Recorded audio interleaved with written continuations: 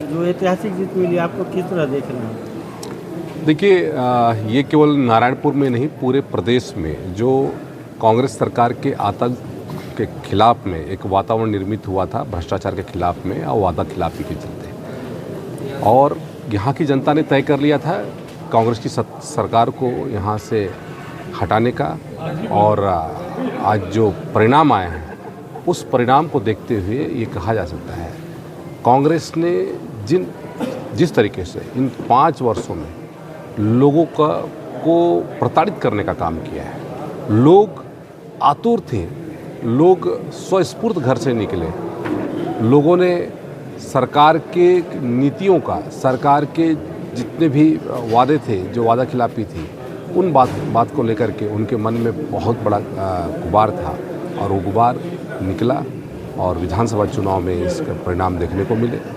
2024 में लोकसभा के चुनाव हैं, लोकसभा के चुनाव में भी भारतीय जनता पार्टी पूरा 11 के 11 सीटों पर विजयी होगी छत्तीसगढ़ के। ये आने वाले समय में जैसा अपन 5 साल बैक थे, तो अभी आने वाले समय में नारायणपुर विधानसभा के लिए क्या प्राथमिकताएं रहेगी?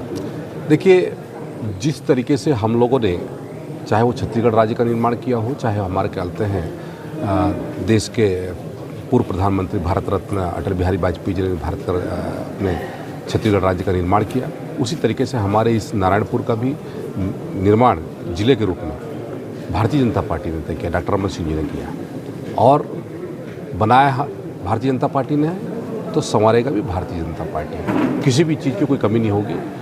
5 वर्षों में जो यहाँ पर अधोसंरचना का निर्माण जो होना था, विद्युत व्यवस्था, सिंचाई, पेयजल को लेकर के, शिक्षा की व्यवस्था, इन सब बातों को लेकर के जो कांग्रेस की सरकार ने पूरी तरीके से उदासीनता बरती, उन सब बातों को विशेष तौर पे ध्यान रखा जाएगा।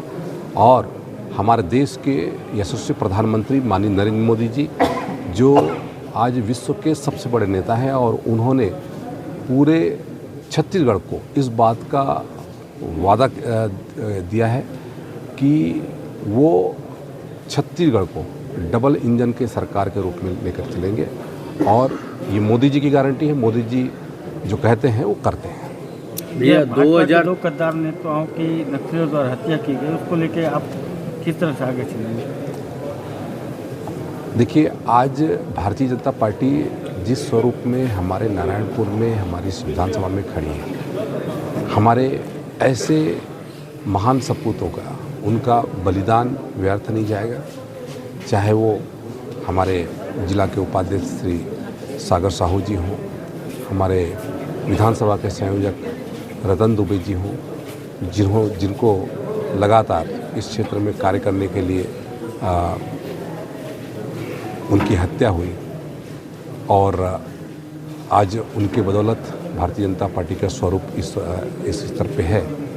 हम सबका जो संकल्प है, उनके सपनों के अनुरूप हम इस नारायणपुर ज़िले का निर्माण करें, नारायणपुर के विकास की गंगा बहाएं, और जो उन्होंने सपने देखे थे यहाँ के लोगों के लिए, उन सपनों को पूरा करके हम आगे बढ़ें। भारी बहुमत से जीत हासिल करने के बाद जो है जनता का किस प्रकार आप आभार व्यक्त करेंगे? देखिए, जनता का तो मैं जितना धन्यवाद करूं, हम जितना धन्यवाद करें उतना कम है, क्योंकि ये छत्तीसगढ़ की जनता है, ये छल कपट नहीं जानती, ये जो काम करता है उसको सर आँखों पर बैठालती है। भारतीय जनता पार्टी ने भी 2003 से लेकर 2018 तक सरकार में बहुत सारे काम किए। 18 में हम लोगों को पराजय का सामना देखना पड़ा, लेकिन उसके बाद कांग्रेस को जिस तरीके से सर आँखों पर बिठाया, उसके बाद किस तरीके से उसको उतारने का काम किया, ये एक बहुत बड़ी सबक है हमारे हम सभी जनप्रतिनिधियों के लिए। हम सबको दृढ़ निश्चय के साथ में हमको उनके अनुरूप काम करके दिखाना होगा। एक चुनौती भी है, और उस चुनौती को हम स्वीकार भी करते हैं।